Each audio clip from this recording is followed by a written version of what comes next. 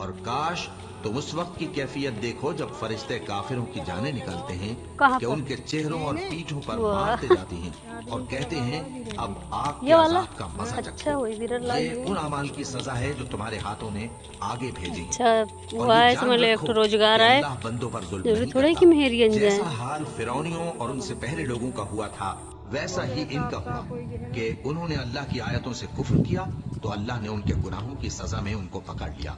बेशक अल्लाह जबरदस्त है, सख्त अजाब देने वाला है। ये इसलिए कि जो नेमत अल्लाह किसी कौम को दिया करता है जब तक वो खुद अपने दिलों की हालत न बदल डाले अल्लाह उसे नहीं बदला करता। और इसलिए कि अल्लाह सुनता जानता है। जैसा हाल फिरौनियों और उनसे पहले लोगों का हुआ था वैसा ही इनका हुआ। उन्होंने अपने परवरदिगार की आयतों को झुटलाया तो हमने उनको उनके गुनाहों के सबब हलाक कर डाला और फिरौनियों को डुबो दिया और वो सब